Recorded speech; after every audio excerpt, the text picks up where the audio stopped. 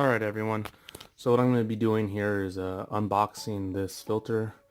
It's the K&N filter for the Mazda Miata. The reason I bought this is my current intake system on the car is pretty ghetto rigged and I'm having issues passing smog, and this filter system has a CARB EO approval. So if for some reason they wanted to see whether or not my intake was aftermarket and approved, it is. In Washington State where I am, they adopted California rules, at least for the time being. Rumor is that in 2020 they're going to stop inspecting altogether. So what I'm going to do is just go ahead and open up this box and we'll kind of just see what's in it. Alright, so right on top of the box is the installation instructions. There's that card number I'm talking about. This makes it legal for sale in California and any state that has adopted California rules. Go ahead and look in here. Usually this is on the intake itself. I don't know if this is just an extra one to put somewhere else on the car. Got the little decal right there. Little flyer pamphlet. Congratulations. 1999 to 2005 Miata inline 4 1.8 liter. So it looks like this is what will come in it. Hose clamp number 44.5, silicone step hose, intake tube, other hose, bolts, wave washer, bracket, bolts, silicone hose, and air filter. There's the instructions.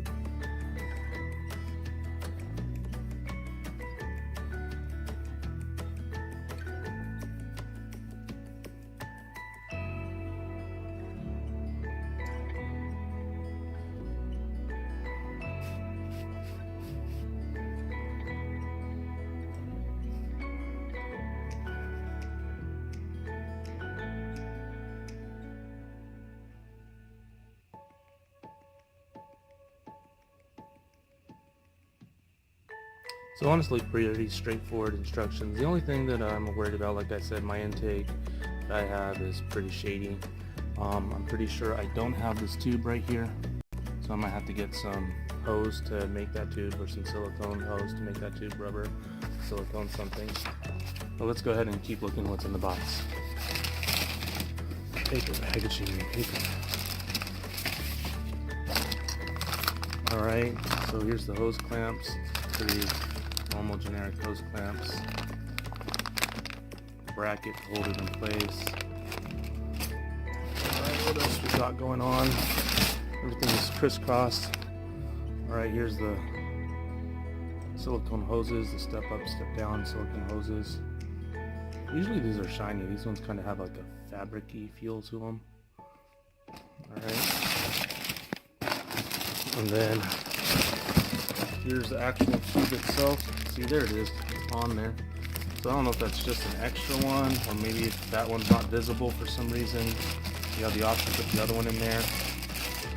Maybe certain states want two stickers. But here it is. I guess there's a polished version and then this version. This version was cheaper, that's why I went with it. I'm not 100% sure if I want to keep it red, so I might look into maybe painting it or powder coating it. For the time being, I'll leave it the way it is. Pretty straight bends, no kinks in there. See where the sensors are. It's where it bolts up. Looks like there's like a nut cert in it. And what else do we got? We got the filter itself.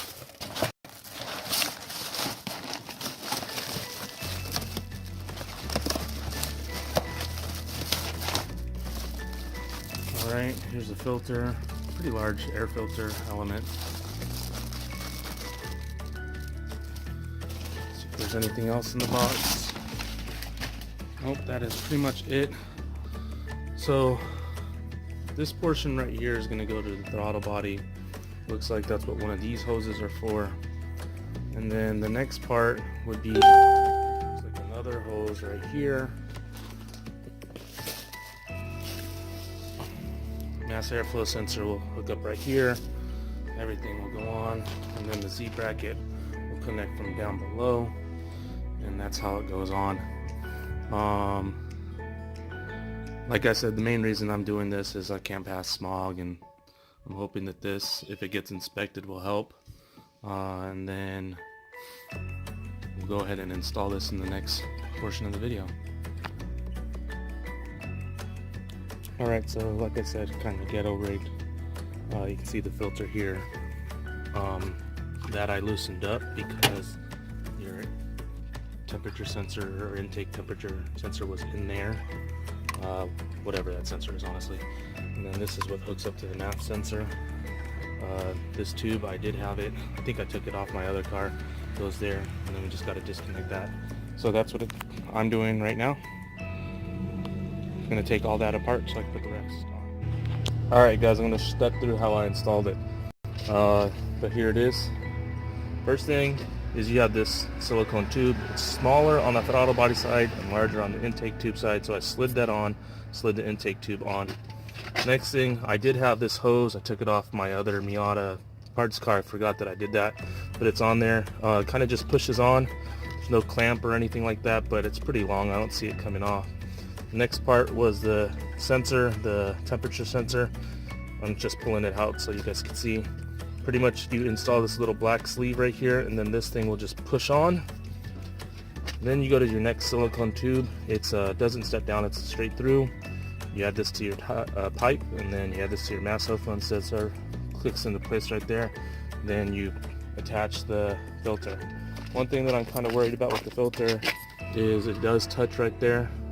So I'm going to see if there's a way I could push this up, or maybe make some sort of heat shield so I don't have to worry about that.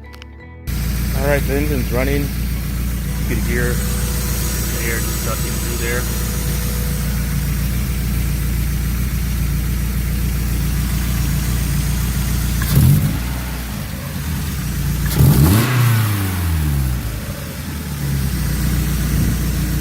Kind of just feeling around to see if there's anything going on.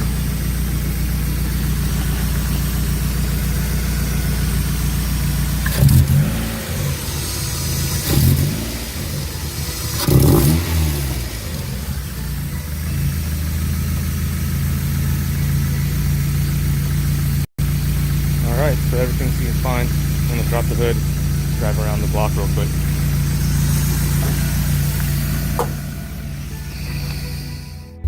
Alright, so I'm inside the car. I'm going to drive around the block. I do have my driver's side window down. Hopefully the camera doesn't move too much, but I'm just going to drive around so hopefully you guys can hear it from inside the cabin. So much for the camera not moving.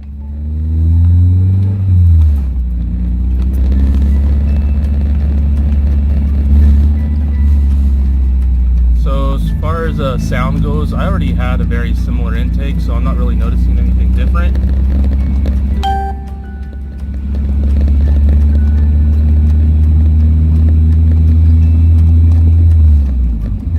One of the reasons I said I was replacing this was because my check engine light kept coming on.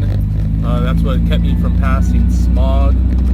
So something that it would do is whenever I was at idle, like at a stop, I'd be around 1,000 RPMs. It dropped down to 800 RPMs, and as soon as it dropped down to 800, check engine light would pop back up. I looked up what the fault code was. I can't remember what the code is off the top of my head, but there's multiple things that it could be. One of them could be the O2 sensor. The other one could be a leak in the intake system. So that's why I decided to change out the intake to see if that helps.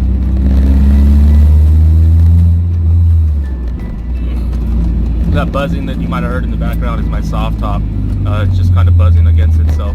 I want to do something to fix that. I'm my soft top off altogether, since I do run a hard top most of the time. But sometimes I like the idea of being able to take the hard top off and then throw the soft top up if needed to in the weather. And being in Washington, there's usually some sort of weather.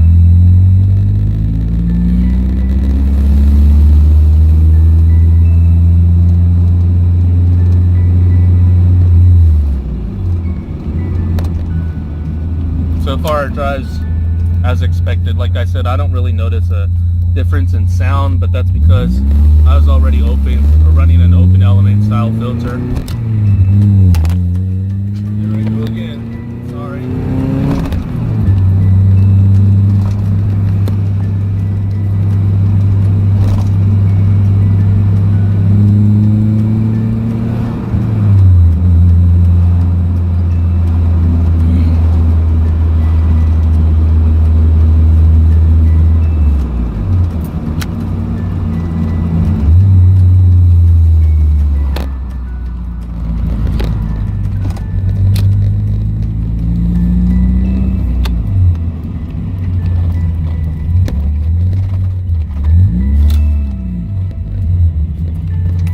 Alright, so everything seems fine. Sounds pretty good. I'm going to stop right here and switch to a different view. Alright, so if you look at my RPMs, it's kind of sitting there around 1,000 RPMs. I'm going to see if I can make it do its thing. So I'll come to a stop, sit there at idle, and sometimes it drops. It hasn't done it, so maybe it really was just the air intake had a leak or something was going on with the sensor or going on with the MAF airflow sensor, but so far it hasn't dropped. Hopefully I fixed it. If not, I do have an O2 sensor. I plan on replacing that if the check engine light comes back up. Now you can't see the check engine light right now because for some reason it won't appear. I think someone removed the bulb, but I have a code reader and I put the code reader in there, and I watched it and I could see it drop to 800 and then the check engine light pops up on the code reader. But looks like I might have fixed it, fingers crossed. But hope you liked the video. Super simple intake to install. Definitely not like a cold air intake. I'm gonna have to build some sort of heat shield or maybe put like a heat blanket over the headers so it's not as warm. But everything so far went well, and I'll let you guys know in the comments or in the description if anything changes. But yep, that's the K&N Typhoon system for the 99 to 2005 Miata. I like it other than the red, but hey, if you have a red Miata or black Miata, I think it looked good. I think any other color, maybe silver, would look good.